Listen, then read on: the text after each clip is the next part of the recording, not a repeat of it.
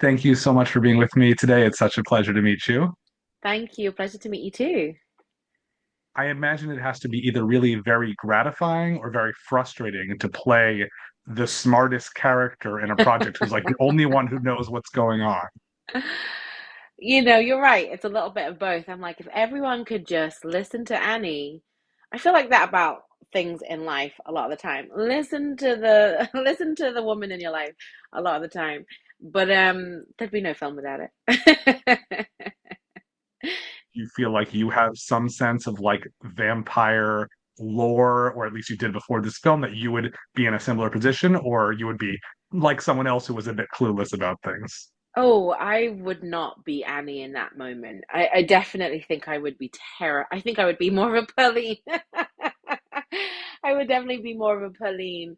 Um, but I don't know. What am I like in an emergency? I think in an emergency I'm okay. But when you're talking about like ghosts and vampires, that's where you lose me. That's where I'm like, we need help. We need someone who knows what they're talking about. I'm sure there were many appeals of making this film. What was the real like major hook for you that you knew it was going to be something that was good for you? From the moment I heard that Ryan Coogler wanted to meet me for an audition, I was like, whatever he's about to do, I know it's going to be great. I know it's going to be powerful. I know it's going to be have like it's going to be done with integrity and grace and class. And then when he told me about well, actually, to be honest, the first 7 pages, when the scene between Smoke and Annie, that's all I had before my meeting with Ryan, and I was just blown away by the quality of the writing. Like he's such a great writer. It's so things feel so simple and so complex at the same time. They're really easy to say, but really deep emotions to feel. That was I actually said to him in my meeting, I was like, whatever you're doing, these 7 pages have like gotten me so excited about our industry again. They've gotten me so hyped about the quality of our artisans and the people who are like the not the gatekeepers, the creators of like film and art who have like such heart. um I felt so excited by just those 7 pages. And then he told me about the movie, and I was like, I'm definitely in. I'm 1000% in. What was it look like working with Michael B. Jordan? Did it feel like he was two different actors in there when you were doing scenes? Oh my gosh, I say this all the time. Michael's his precision and his dedication and delicacy between each character was just so pronounced and clear for me. I honestly, on our read, on not our read through, well, not actually, even on our read through, I was like, oh, I can hear. Stack has a tiny little, he has a tiny little lisp. And I was like, I could feel the difference between the characters just at the read through with the scripts in front of him. And then at the camera test at the end of the week, I did my camera test with Smoke, and then he left to get changed. I left to get changed, came back, and as I was doing my thing in front of the camera, I turned around slowly, and then this energy came up behind me, and I was like, "Who is this stranger coming up behind me?" Like the energy felt really strong and disruptive. And I turned around and it was Stack, and I was like, "Oh, well, hey, Stack." I knew straight away it wasn't Smoke anymore.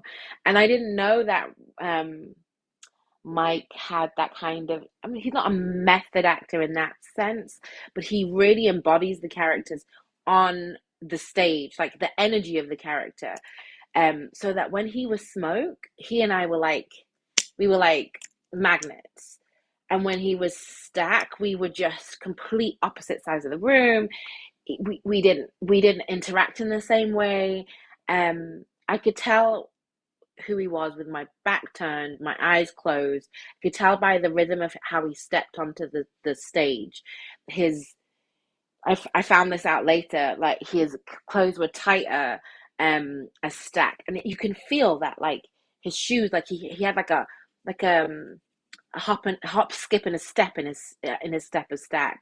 Whereas with Smoke, he had his costume was a little bigger, his shoes were bigger, and there was like a steadiness, a stillness, because you don't move as fast when your shoes are a little bit too big. You know, I could tell without any hesitation. Um, it was so clear. It was so easy for us. I don't know how he did it. And I honestly think he is such an incredible actor for that. Not just by what he did on camera, but how he presented on set. Like there was no confusion. And that was so generous of him. I know this isn't your first time doing genre work. I'm a big fan of Loki. I love that whole universe. But this actually reminds me a lot more of Lovecraft Country, which I know did not get nearly the same audience as this film. Did you see a lot of through lines between the experiences of those two?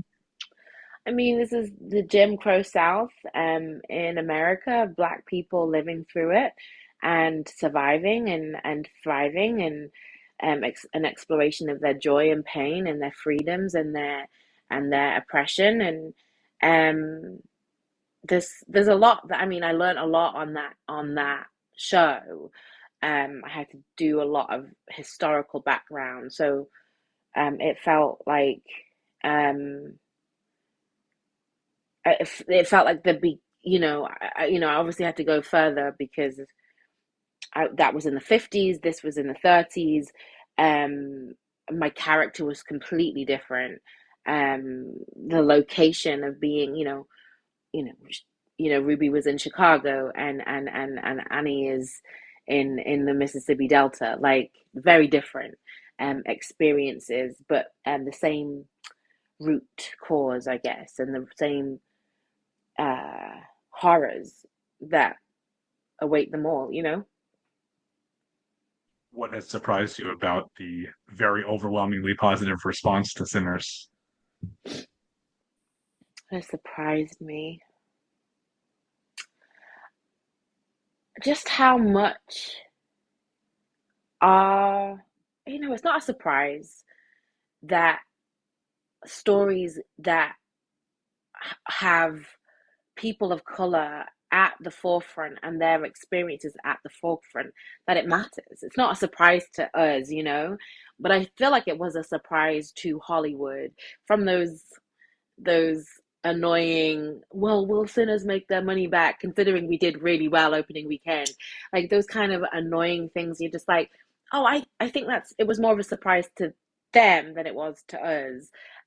Telling stories that matter to people are going to show up, and if you represent people, they're going to feel represented and want to show up. And the way that our audiences showed up, I mean, I guess that was a surprise. Seeing a film once is an amazing feat. To get people back into the movie theater, it's an amazing feat since the pandemic. But getting people back in one, two, three, four, five times, sometimes 10 times. I Someone said they'd seen it 40 times in the cinema. That is a financial commitment. That is a time commitment. That is not, that isn't, I don't even think that's out of like fanaticism. I think it's about the meaning and the power of that movie and what it means to people to feel seen, loved, understood, inspired, and connected. Um, I think if we tell more stories that feel um, inclusive and told in artistically fresh ways, original stories, I mean, people are going to show up. They have, and they prove it. Like, they do, and I don't know why. What the obsession is trying to keep it the same, Hollywood the same. Like, I feel like we keep getting pushed the same idea of what is success, and I feel like, and what people want to watch. And I feel like Sinners just told you, no, this is what people want to watch, you know? I'd love to know, aside from Sinners, what's something else or some other things that you saw this year that gave you that same feeling, something that really just impressed you? I really loved My Father's Shadow. I thought that was a really beautiful film.